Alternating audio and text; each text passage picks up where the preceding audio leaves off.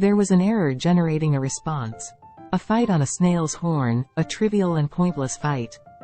Once upon a time, in a peaceful garden, there lived two snails named Sammy and Sally. Sammy and Sally were best friends, always enjoying each other's company as they leisurely roamed the garden.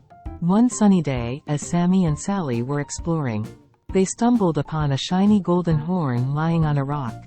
It was the most exquisite snail horn they had ever seen, and both of them were captivated by its beauty. Excitement filled their tiny snail hearts, as they both claimed ownership of the horn. "I found it first," declared Sammy, puffing up his chest. "No, I saw it before you," argued Sally, her eyes narrowing. Unable to agree, they decided to settle the dispute with a contest. The snails agreed that the one who could reach the top of the tallest flower stalk in the garden would be the rightful owner of the golden horn. And so, the snail race began. Sammy and Sally sluggishly climbed the flower stalks, inch by inch, each determined to be the first to reach the top.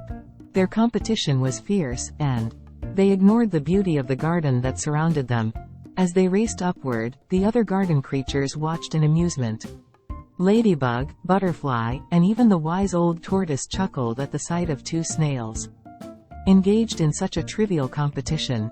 They tried to explain to Sammy and Sally that the horn was just a trinket, and not worth their friendship. But the snails were too focused on their own desires to listen. They ignored the wise advice, and continued their slow and tedious race to the top. The other creatures shook their heads in disbelief, understanding that this was a "wagadjijang," a fight over a snail's horn, a trivial and meaningless conflict.